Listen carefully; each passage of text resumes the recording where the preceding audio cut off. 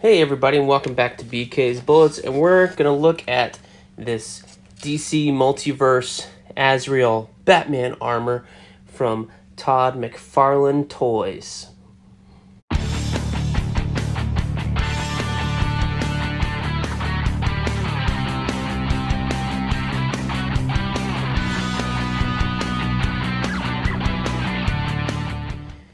Hey everybody, and welcome back to BK's Bullets. As always, I'm your host, Brent, and yes, it is another Azbats video because my Azrael Batman, or Azbats, they call it Azrael Batman armor down here, toy finally shipped. So, I have the rest of the line here from Curse of the White Knight to kind of compare him to. We got the Joker, got his head up on the shelf. We have the Azrael figure right here. And we have the Batman figure right here as well. So, if you don't know, this is all coming from Sean Murphy's Batman Curse of the White Knight series.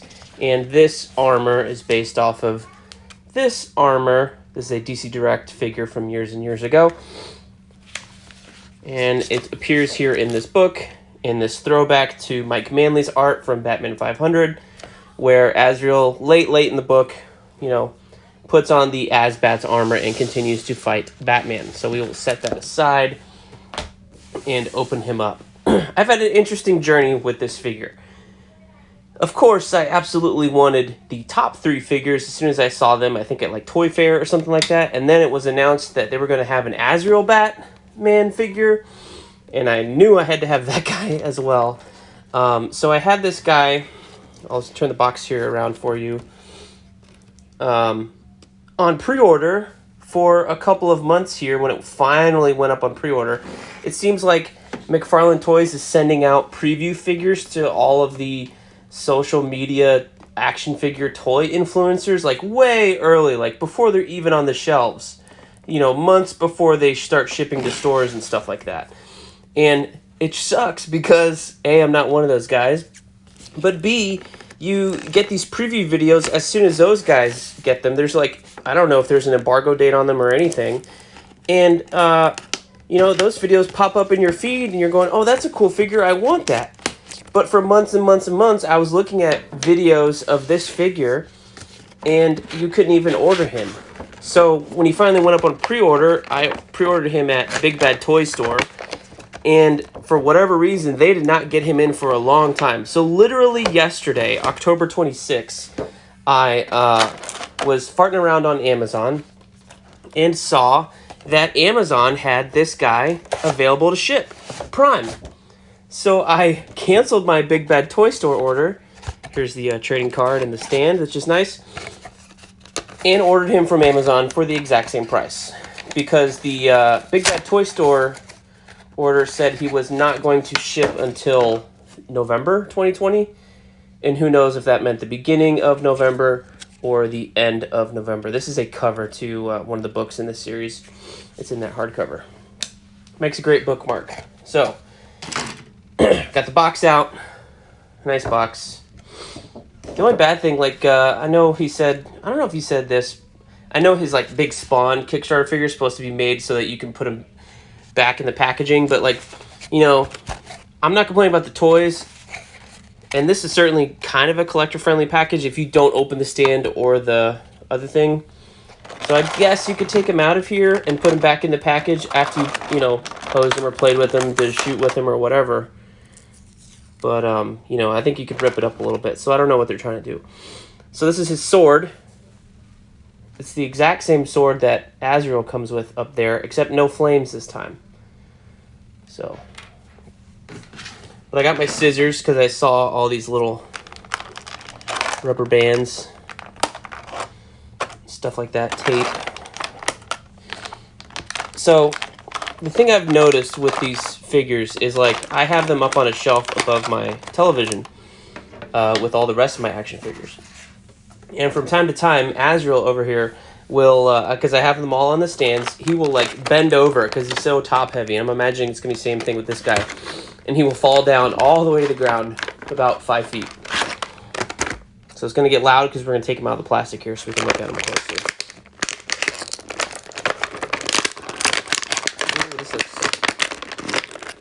There we go. Okay, so what I'm kind of doing is pushing from the back here through the cape hole. That's a word. So as not to like bend his shoulder blade things or anything like that. Ugh. There we go. Okay, so I guess a note about the cape is that it's kind of this weird, it's not all right here. So I guess you should go under somewhere, maybe like that. Fold them back in if you want. That way his shoulders can move around. Totally up to you. Of course, it doesn't matter if you're really looking at it. Oh, that's loose. That's no good. So the shoulders are on a little ball joint up here. So you can pop them off because my shoulder joint here is loose.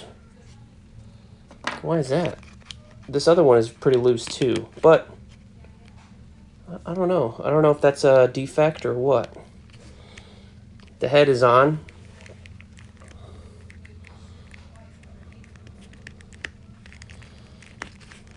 Does he stand up? That's the biggest question. You know, I've never had one of these. Let's pop his shoulder on because it looks broken without it. But at least it's nice to know that it's a ball joint. It can pop on and pop off as you need to. Try and get his ears straight there. So let's see if he stands up on his own. This is very top heavy, like most of these, I think, male action figures are going to be. Have they made? I think they've made a Batgirl figure. So he does stand up on his own. That's good. It's good to know. So let's look at him.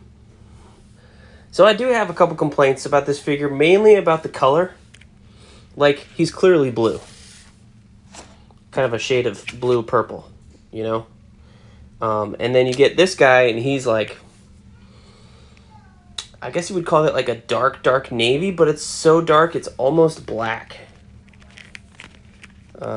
So that's unfortunate. The other thing I noticed with my Azrael figure is that the hip joint here is like pops out frequently, especially after that first 5-foot fall. So maybe I need to move them back a little bit more. But he does have the double jointed knees, so you can get all sorts of posing. I guess as much as you can with this bulky armor here. He's not going to do any ab crunches or anything. He does have a joint there, but like literally the only thing you're going to be able to do is twist him a little bit because he's not crunching over. I think, can you get him to sit down? Can we get him to sit down? If you remove his cape kind of acts like a stand. I guess that's as sitting as you're going to get him, folks. But I mean, I really like this design. I think it's a pretty cool, like, evolution of this. Everyone thought this was a very 90s design. And then here comes Sean Murphy with this, you know, super shredder Batman, pretty much. Like, look at these blades. I didn't even notice these ones on the back. There's a couple here on the trading card. But they never show the back of the figure. But there's 5 here, which is pretty cool. Also, too, like, they got the ears spot on. Look at these ears. They're, you know, they really did their homework in looking at this. And I don't know if they got Sean Murphy to help design all these figures or what, but bravo. Bravo, team. Really, really good. Yeah, my only complaint is these loose shoulder joints. But, like, is it going to pop out? I'm not sure. It doesn't feel like the arm is going to pop off. It's just the shoulder part is really, really loose when you compare it to, like, Batman, who has that, but it's like deep inside. You see this part right here that I'm talking about? Allows his arm to move back and forward a little bit. I guess it's a little loose. So maybe it's the placement. Let's look at Azrael. His is less loose than Batman's, but maybe it's the placement of it. Does Joker have one? He does, but it's way in there. Way deep inside. So he can move his arm a little bit. You can kind of see it there. So it's interesting how they construct these figures, because like this Batman, it's just a, you know, very simple joint. He doesn't have all that fancy stuff. This guy's, I don't know, 15, almost 20 years old now. But yeah, I mean, I don't think you're going to be like, you know, trying to make his arms go all the way up, because I guess you could do that. But I kind of don't know what this joint's for, honestly. I guess you could do without it. Just a little sniffly. My allergies are acting up, so pardon that. He's got the ball jointed wrists, which is cool. So if you want him for Pride Days, but he's not going to do much more than that because the gauntlet blocks it. So you'd have to rotate it and try and turn it. Even then, I don't know that it will. Oh, it's only one. So the wrist turns around that part. Yeah, and I think this part, this part right here is keeping it from going all the way up. So you're not going to get any of like this action. It's just straight and down kind of thing. But we're not worried about that, are we? His hand. Does it hold the sword? Let's look at it. If this is all over the place, it's because I'm actually looking at the figure instead of at the screen, making sure stuff's in the shot. So apologies. Apologies. I cannot fit the blade through there. You might be able to do it.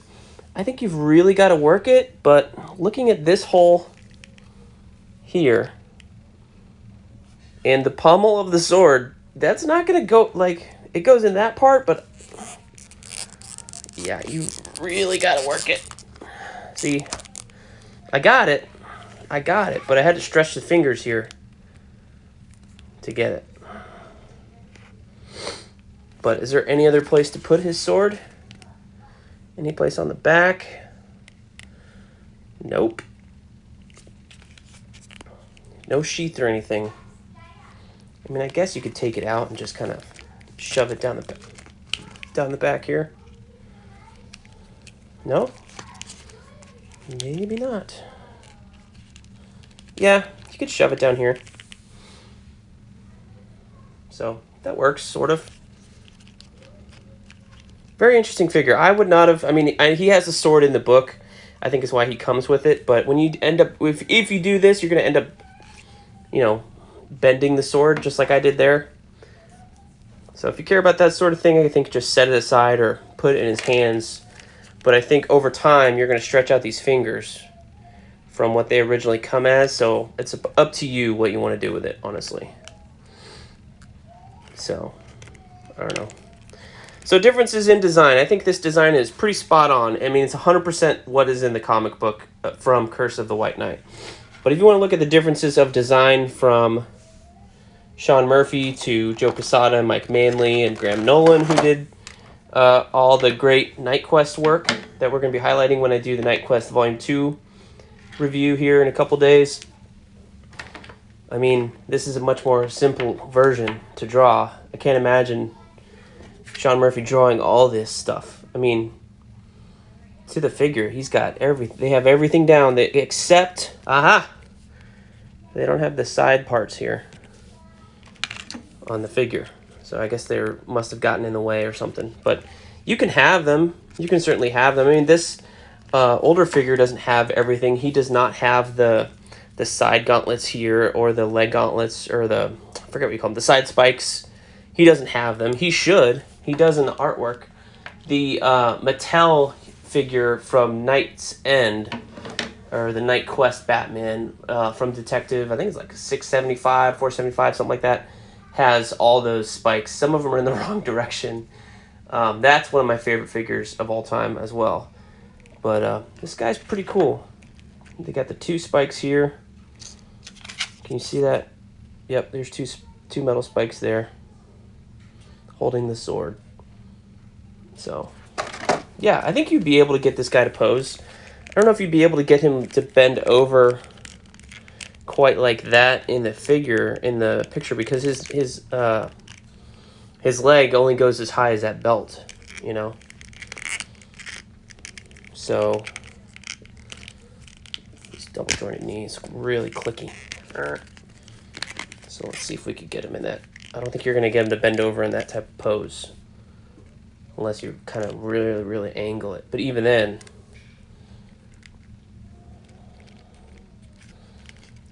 yeah, I could do this. Could grab Batman like this. You're kind of there from what's here. Let's turn him this way. Cheat him out a little bit. Yeah, kind of. You know, there's a lot of posability for such a massive figure. This guy runs for 20 bucks, so not a bad price at all for as massive as he is. These McFarlane figures are, I think, on a 7-inch scale, not a 6-inch scale. So he is, you know, a little bit bigger than the DC Direct. It's hard to tell on that from that angle. Than the DC Direct one, but I think these are also like a 6.5-inch scale anyway. But I mean, I can't really tell the difference because I have them up a bunch with my other DC Direct figures and Mattel figures and stuff like that, and I can't really tell when I had the old guys standing up there if they were much taller, mainly because of the way they're displayed and they're like all different levels and up front, you know, versus in the back on the same plane. So no big complaints there or anything. Yeah, it's got the toes, which I wonder if this is the part that makes my Azrael figure fall, since it's not like a whole thing. All the weight's going on here, going straight up the leg, and nothing's going on that toe because it bends. I wonder if that's why he falls a lot. So, I don't know. We'll figure. I wish he was more, we'll see. I wish he was more blue. I wish Azbats here was more blue than black, per se. I wish he was a little bit more closer to this color. You know, like the cape here is a darker blue than the top of him here. I wish he was closer to this than he is here. I think this is too dark. But again, I don't know what the if the artists have say on when their artist figures go out or anything like that. Who approved he's definitely the Darkest Knight Batman. But I think he could have been bluer instead of blacker. Just my opinion. And then, yeah, Sean Murphy did this weird bat symbol thing here. Not really a fan of that bat symbol design. Because I think there needs to be more definition between the head and the wings. Because otherwise, it's just a triangle, right? With two little bends in it. But all in all, I'm still happy to have him. I think he's a great addition to the roster. I really like this helmet. It's so menacing in person. Like, it's way more menacing looking at this and the way it's carved in there. Like, it's so skull-like. It's way more menacing than I've ever seen it in the book, I think. Way more menacing in person. But you got to commend the sculptors here. All the articulation that they worked in here, all the little, you know, the fine details of his armor here on the abs and stuff. Like, and it goes all the way up to where you can't see it anymore. And even the back. When I was looking at the back, his back is detailed. You know, he's got pouches on the back. I know we're looking at his butt here, but a lot of detail all over this figure. And I like the way they did the claws. Very, very neat. And I really got to say, the ball-jointed shoulder pads is kind of an ingenious way to figure that out. Ingenious. Really, really cool. And he's got, I didn't even notice this, he's got little horns here too. So, he's a very spiky bat. You do not want to bite this bat. Any dog trying to bite this figure will immediately regret it. Yeah, it's got layers upon layers all the way around him. It's really cool. Anyway, so happy to have this guy. Finally, I can feel like I'm no longer left out. And, you know, I think he's awesome. I don't know what we're going to do with his sword, but I think he's awesome. Maybe you can give him to Azrael. Yeah, there you go. Azrael can have 2 swords now. Here you go, bud. Now you're like the Michael Lane Azrael. 2 swords. One to save your soul and one to damn you. There you go. Yep. Fits on the other one as well. That's cool. So this one's a little more bent when I got him, so maybe we'll... I was trying to put the flames on a particular way to bend it back, but whatever. He's dope. He's awesome. I love this figure. Definitely don't regret it at all. We'll see if he stands up. I'll get him on the stand, and yeah, let's put him on one of these stands. They're all the same. Why not? I do like how there's a stand hole in each foot. This is how I'm gonna put him up. I wonder also, when you put him on these stands, like his other foot here is a little loose. Like it's not resting on the stand. It's kind of free form. It's floating a little bit. So maybe that's also why my other figures were falling. This is because both feet aren't resting on the surface. They're resting on, one of them's resting on the stand, and you're making that stand peg do a lot of work. Because look, he kind of wobbles here on the ankle. But I think it'll be okay. Yeah, I think so. But it's a nice figure, man. $20, he can be yours. I saw him on Amazon, available for Prime until they run out. His elbow, is it a single? Yeah, he's got a single digit elbow, just like Batman and the Azrael figure. The Joker, I think, has a double jointed elbow. See the 2 right there? But these guys have such massive forearms and stuff, like you're not gonna be able to bend them all the way. But I love the clickiness of a lot of these McFarlane joints. That's something new to me, having had mostly DC Direct and Mattel figures. The clickiness is very, very new. Makes it feel stronger. Until you get to see something like this, and then you're going, what the heck, man? But love this figure. He feels solid. He feels good. I'm going to love displaying him and have him look at me while I stare at the TV and read comic books. So, very menacing, very scary. That's about as up as his head goes. Right there. But he's a beautiful figure. Anyway, I've rambled on long enough. You guys are probably tired of listening about me loving Azbats. But apparently this is my Azbats year. So, there's that. Anyways, thank you guys for watching. We'll see you guys next time in the Funny Pages.